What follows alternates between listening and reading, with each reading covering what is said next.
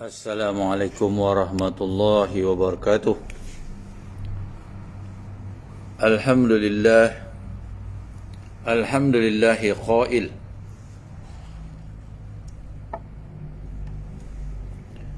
Wallahu allazi la ilaha illa huwa alimul ghaibi wasyahadah warrahmanur rahim.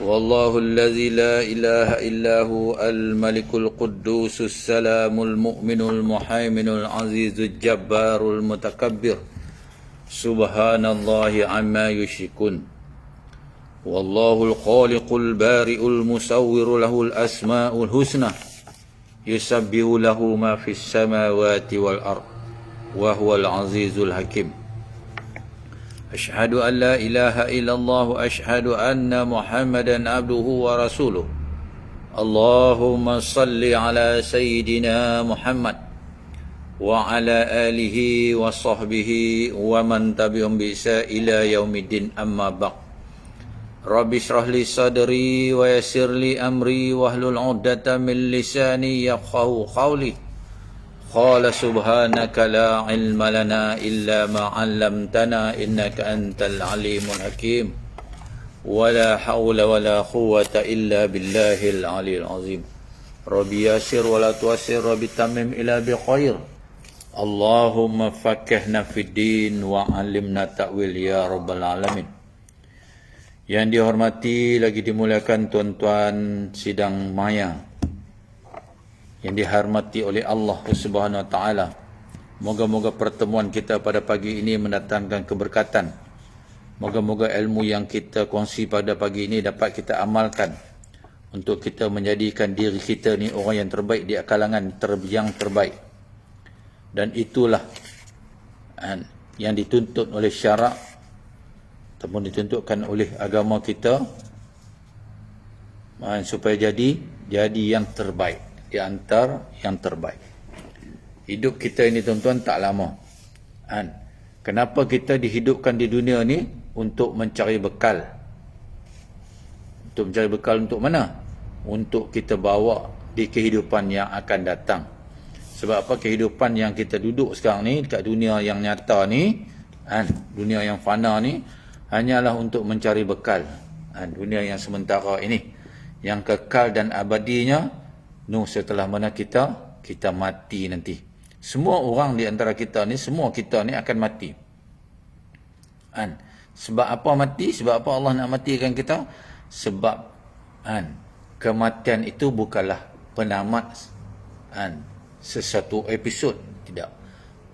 Mati itu bermulalah satu kehidupan yang kekal lagi abadi.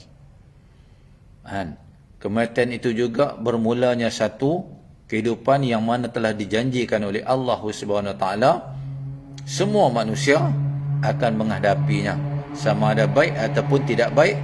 Terpulanglah kepada manusia itu untuk menjadikan diri dia bahagia atau derita di alam yang seterusnya. Di mana untuk dicari itu? Dikala kita hidup kat dunia ni. Jadi tuan-tuan, pada pagi ini kita sambung balik pengajian kitab kita dalam kitab Baru Mazi. Ini dalam bab apa? Babul maja'a fil mu'asyaratin nas, bercampur gaul. Bab yang telah datang ia pada menyatakan bercampur gaul dengan orang. Tu tuan-tuan, yang kata syarak kita ni tuan-tuan, sampai bab itu pun dicerita. Dicerita. Sebab apa? Diberi tunjuk ajar. Sebab apa? Kita hidup kat dunia, bukan kita hidup seorang-seorang. Tu manusia yang Allah ciptakan kat dunia ni dah berbilion-bilion dah. Zaman daripada manusia pertama tu yang namanya Nabi Adam AS sampailah manusia akhir nanti. Jadi kita bercampur apa dengan makhluk yang Allah cipta di dunia ini, khususnya manusia. Jadi kita tidak dapat dan tidak dapat lari daripada percampuran, pergaulan tersebut. Sebab apa? Itu nak menentukan kita ni bukan boleh duduk seorang-seorang je.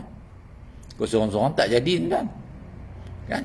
Sama juga macam Nabi Adam AS, duduk seorang dalam syurga tu dengan penuh kenikmatan, tak jadi juga tuan-tuan. Kan? Tak ada juga teman, tak ada juga pasangan. Tu apa nak sembang? Kan? Itu sebab kita tengok orang, kenapa disebut penjara? Kan? Orang-orang salah yang duduk dalam penjara tu tuan-tuan, Masya Allah. Kan? Penjara ni mana kata menyekat kebebasan seseorang. Kan? Tu. Untuk apa? Untuk mengajar. Untuk nak bagi pengajaran. Duduk seorang-seorang tuan-tuan, Allahu Akbar. Kan? Kalau kena ni tuan-tuan, tak tahu nak kata lah tuan-tuan. Kan? Siapa kena, siapa tahu lah penjara ni. Kan? Saya tak ada lah kena lagi. Tu. Okey.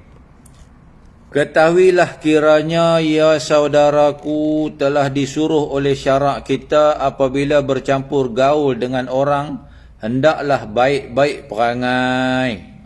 Tu syarak kita menganjurkan apa? Islam suruh buat macam mana? Kan? Tu. Islam kata apa? Islam kata kan, apabila bercampur gaul dengan orang hendaklah kita baik-baik perangai, baik tingkah laku, baik budi pekerti. Kan? Tu. Jangan duk tunjuk perangai yang tak senonoh, juah. Kan? Sebab apa ni semua? Tuan-tuan, kalau kita kan, kita pun pernah campur lah. Kalau kita campur dengan orang yang perangai buruk, perangai huduh ni, kata kan. Jadi mana kata apa, kalau perangai huduh ni, Masya Allah, kita pun tak selesa. Tak selesa. Kan?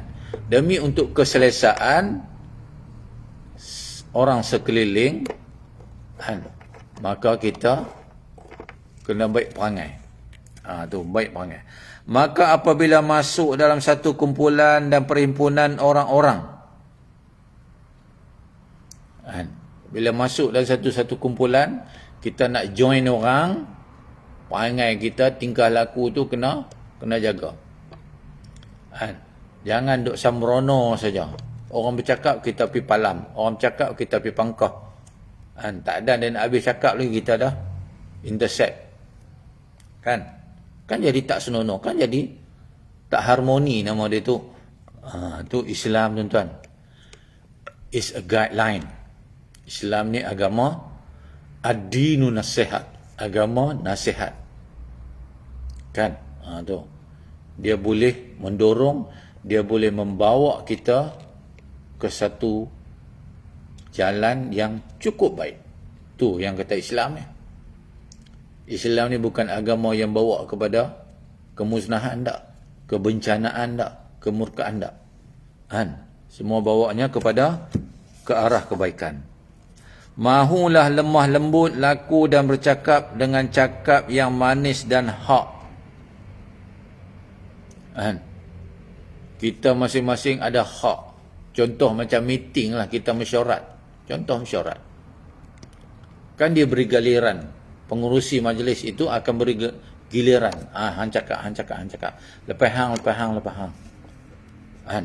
Jangan lepas hang aku, lepas aku hang, lepas hang aku, lepas aku. Asyik hang bila anak aku. Kan? Tu cerita dia. Kan? Maka harmonilah suasana itu. Kan? Tidaklah jadi. Tuan-tuan, kita pergi pasar, tengok tuan-tuan pasar.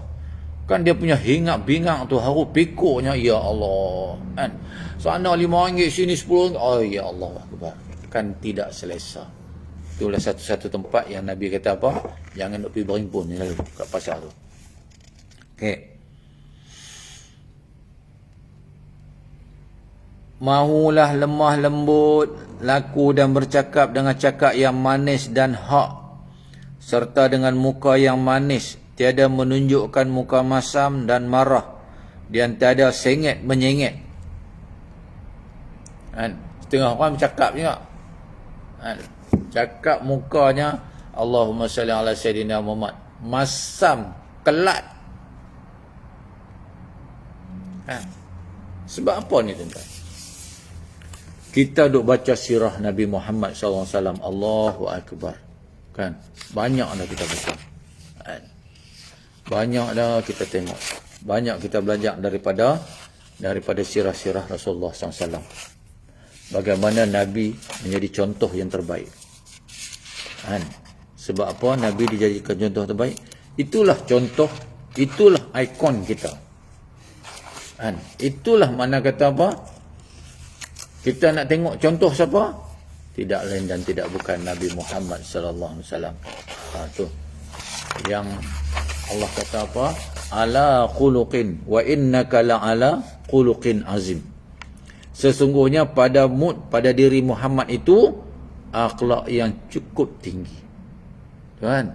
Tuan pun dah baca, dah dengar cerita, dah sendiri menghayati sirah-sirah Rasulullah SAW, perjalanan kehidupan Rasulullah SAW, bagaimana baginda Rasulullah SAW kan, berinteraksi bersama-sama dengan sahabat, bersama-sama orang yang kasar, orang yang lembut, kan? Bagaimana Nabi kan, berdialog atau berbicara dengan orang yang kasar gedegak.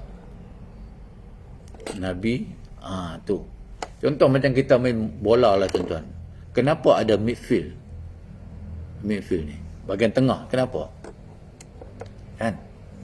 Untuk menangkis, untuk menyerap serangan daripada pihak lawan. Kalau mereka itu tangkas dan cepat dan pantas, orang tengah ya.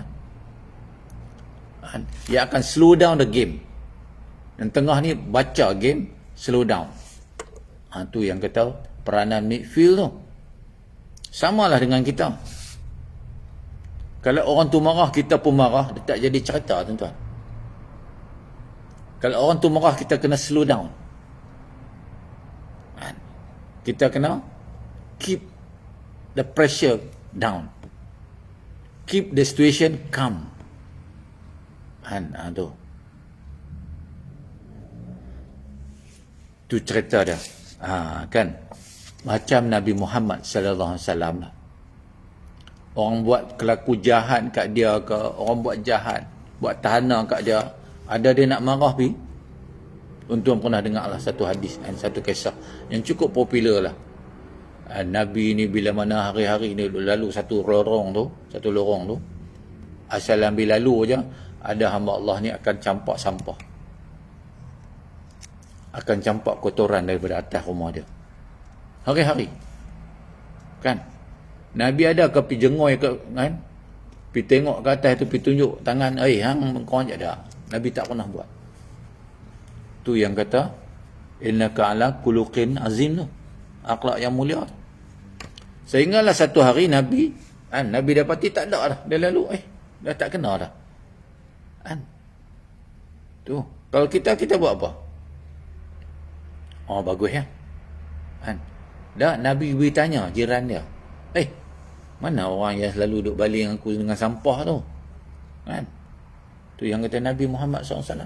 Tanya tu. Boleh tanya Nabi. Allah pelik. Tu yang kata akhlak. Orang tu kata apa? Jiran tu kata apa? Dia ni tak apa sihat, sakit. Nabi cepat-cepat balik. Pergi jumpa Siti Aisyah, suruh buat bubuk. Tak tahu lah bubuk apa, buat gandum ke, buat kacang ke, tak tahu lah. Bawa pergi jumpa dia. Bagi salam, sampai-sampai bagi salam. Dia ni pun terkejut. Muhammad ni nak belasah aku ke apa ke? Tu perception orang yang jahat. Dia duk ingat semua orang jahat. Kan? Itu sebab kita berperception ni hari-hari. Itu sebab kenapa Allah hidupkan kita pada pagi ni. Bukan untuk melangsungkan, bukan untuk menyambung kejahatan yang semalam tu, untuk kita bertaubat pada hari ini. How good is Allah to us? You just imagine. Kan? Setiap nafas yang Allah bagi dekat kita tu, yang baru-baru kita, nafas yang baru tu, itu nafas untuk kita sentiasa muhasabah dan bertaubat kepada Allah Subhanahu wa taala. Kan? Jadi Nabi pun bagi salam. Nabi tanya, hang kenapa? Dia kata, aku sakit ya Rasulullah. Ni mai aku nak suap bubuk ni kat hang ni. Tu. Dengan akhlak yang sedemikian, hamba Allah tu kata apa? Muhammad hang ni bagus sungguh lah, aku nak ikut hang lah. Tu. Kan? Tuan-tuan, kita nak pelemah orang ni, nak berkawan dengan orang ni. Kan? Jangan bagi benda dulu. Kan? Jangan kita berkawan di atas dasar benda dah. Dia tidak akan kekal. Akhlak tu penting. Kan? Manis mulut tu penting. Kan? Perempuan ni, kan? Perempuan. Kenapa dia boleh tergoda dekat lelaki? Kelembutan, kemanisan. Cayang tu, cayang. Kadang-kadang perempuan ni cayang dengan lelaki ni punya kalimah, punya ayat-ayat cinta ni. Oh, bahasa sekarang dia kata apa? Pandai mengayat. Tu. Nabi bukan mengayat, tuan-tuan. Nabi memang itu akhlaknya. Cukup tinggi. Tu. Serta dengan muka yang manis, tiada menunjuk muka masam dan marah, tiada sengit menyengit.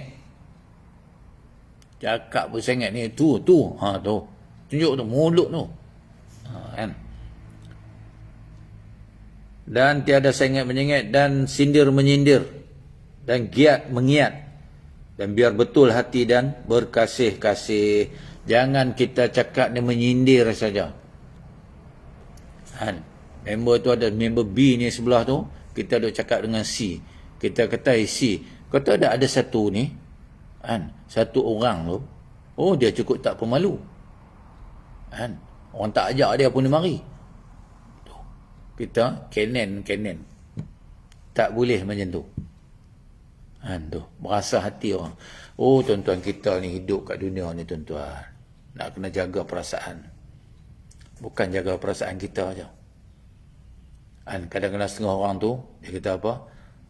Hang pun tak pernah jaga perasaan aku, macam mana aku nak jaga perasaan hang? Yes. Kan? Memang betul. Tapi Nabi ada tak macam tu?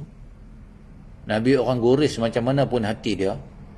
Orang katalah apa kat dia, ada kata balik. Dah. Dia akan sambut dengan perkataan yang baik-baik. Dia akan pulangkan balik dengan perkataan yang baik-baik. Tingkah laku dan perangai yang baik. Tunjuk ajar yang baik. Nabi tak pernah bercakap lucah. Dan kita ni, ya Allahu Akbar. Bukan semua lah. Ada yang cakap baik. Tu. Sebab pada kita, bahasa-bahasa yang kita lafazkan itu, kita rasa macam melawak. Kan? Kita rasa macam melawak. Tapi orang yang lain dengar tu, Allah, dia kata apalah, dia ni mulut macam longkang. Tu. Jadi kita kalau boleh jaga bahasa jiwa bangsa. Tu. Kan? Bahasa menunjukkan bangsa. Okey. Demikianlah yang disuruh syarak kita sebagai tersebut di dalam satu hadis yang dikeluarkan oleh Abu Isa At-Tirmizi. Tu yang kata, baru Mazi ni syok baca. Mula dia cerita inti dia, kemudian disandarkan dengan hadis. Tu bukan kata kita baca macam tu je, ada hadis dia. An Abi Dzar radhiyallahu anhu qala li Rasulullah sallallahu alaihi wasallam ittaqillah haitsu ma kunta. Diriwayatkan daripada salah seorang daripada sahabat baginda Rasulullah sallallahu alaihi wasallam, namanya Abi Dzar radhiyallahu anhu, katanya telah bersabda Rasulullah sallallahu alaihi wasallam bagiku, hai Abu Dzar, takut olehmu akan Allah di mana ada kamu. Takutlah oleh Allah, kan? Olehmu akan Allah di mana jua kamu berada, kata Nabi. Ya? Kita nak berlindung di mana, tuan-tuan? Kan? Di mana tak ada Allah? Semua ada Allah. Itu sebab ada, tak tahulah hadis ke, ada pandangan ulama ke apa, kan? Dia kata apa? Dia kata boleh, kan? Kalau kamu tak mau buat amal ibadat, boleh kamu cari dunia yang lain. Nak cari dunia yang lain apa, tuan-tuan? Alhamdulillahi Rabbil Alamin. Tu. Kan? Segala puji bagi Allah, Tuhan sekalian alam. Tuan-tuan sebut alam apa? Tuhan sekalian alam. Tu Tuhan. Hang nak menyorok tak mana lagi? Alam mana lagi hang nak pergi? Hang sebut? Tak ada. Jadi, mengerti kata yang lainnya, takutlah kamu akan Allah. Tu. Masalah, takut akan Allah di mana tempat dan bagaimana kelakuannya. Tu. Takut akan Allah ni di mana tempat. Yang nak kita kata takut tu. Dan bagaimana kelakuannya. Macam mana pula nak buat? Yang kata takut kepada Allah. Nak buat macam mana? Yakni sekiranya engkau di rumah atau di tanah atau berjalan atau duduk atau berdiri atau tidur atau seorang diri atau di dalam orang banyak, maulah takut akan Allah, iaitu apabila kamu hendak bercakap atau memperbuat sesuatu, hendaklah ingat adakah cakap atau perbuatan itu dilarang Allah atau disuruhnya atau diharuskannya. Sekiranya disuruhnya atau diharuskannya, bolehlah kamu perbuat. Tu yang kata takut tu apa, macam mana istilah takut tu. Nak cakap ni biarlah benda yang perkara-perkara ataupun perkataan yang baik-baik. Kan? Sebab Allah itu maha mendengar. Kan? Sami' yang mendengar. Hang bisik ke, hang lintasan ke, semua Allah tahu. Jadi ingatlah apa yang kita nak cakap itu. Ingatlah, aku cakap ni, dia ni terasa hati ke? Kan? Kalau dia tak terasa hati, kalau dia pula cakap aku terasa hati dah nak cakap. Tu tanda takut akan Allah. Tu. Habis.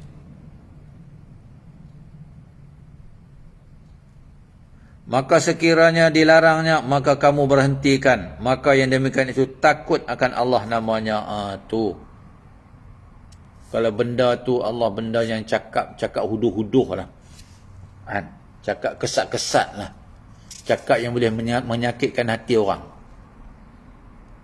Macam mana kita nak tahu kan? Sakit hati tu? Sakit hati orang bila kita cakap tu. Kan?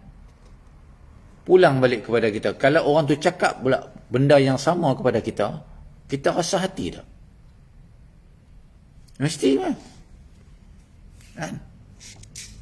Kalau kita nak kata, hang ni apa? Kan? Mangkuk. Kalau orang tu kata mangkuk depan-depan, kan? Marah tak kita? Marah kan? Jadi, tak payah cakap. Tarik balik. Cepat-cepat tarik balik. Kan? Minta maaf lah tuan.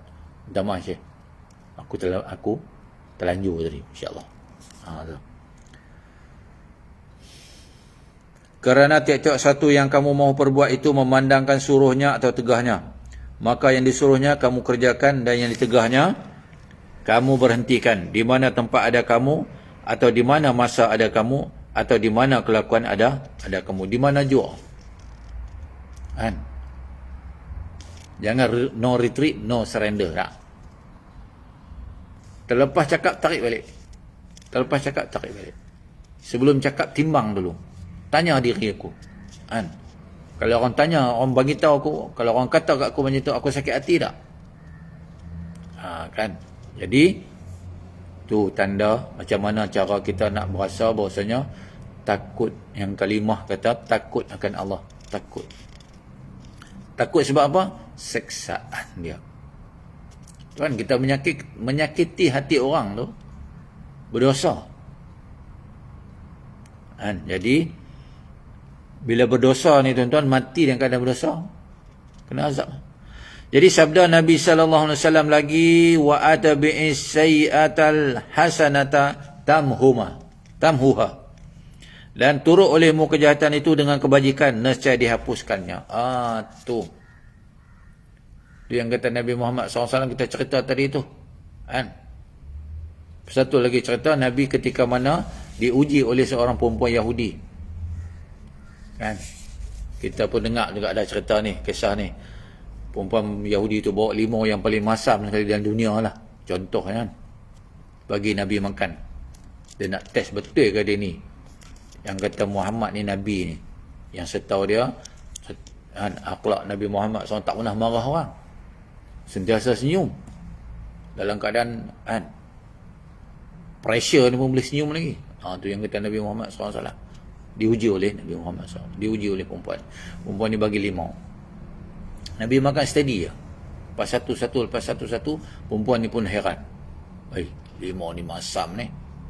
Kan? Habislah cerita lah. Nabi pun kata, terima kasih banyak-banyak lah. Macam kita kata lah, terima kasih dong geladi. Kalau boleh, bawa lagi. Sahabat tanya, ya Rasulullah, kenapa hari ni pelik ni tuan? Tuan ni sebelum makan selalunya kami makan dulu. Tuan akan makan kemudian. Hari ni tuan sapu semua. Tu yang kata Nabi Muhammad tu. Yang kata pemimpin tu. Rakyat makan dulu. Rakyat boleh dulu. Bagi kat rakyat dulu. Baru pemimpin ambil. Tu. Jadi Nabi kata apa? Kalau aku bagi hampa makan dulu bunga ni, buah ni, hampa akan marah perempuan tu. Sebab buah ni paling masam sekali. Aku nak mengelak daripada benda tu berlaku, aku makan dulu. Aku nak tunjuk dekat dia, ni sebenarnya. That is akhlak. Kan? Tu. Habis. Akhirnya kejahatan itu, masalah. Kejahatan itu diturut dengan kebajikan bagaimana rupanya. Tu. Kejahatan bagaimana kita tunjuk dengan kebaikan. Sesungguhnya menurutkan kejahatan itu dengan kebajikan itu banyak macam adanya dan banyak macam rupanya. Banyaklah kaedah, banyaklah caranya. Macam mana kita, how to overcome situation, bad situation ni macam mana. Yang pertamanya, seperti engkau terumpat orang. Engkau cela akan dia dan caci akan dia di dalam bual kamu. Kemudian sedar kamu telah berdosa, lekaslah segera kamu turut dosamu dengan kebajikan. Seperti bertaubat dan bersedekah dan lainnya, serta kembali betulkan kalam kamu, jangan mengumpat. Tu yang kata, macam mana kita tu kejahatan yang diturut setelah mana kita melakukan kejahatan, macam mana kita nak menebus balik. Kan, nak menebus balik. Jadi macam mana tadi? Kita bertaubat. Kita bertaubat dan bersedekah. Sebagai kifarah ya, bersedekah, buat kebaikan. Maka gugurlah. Setiap kebaikan yang kita lakukan, gugur dosa. Itu untungnya.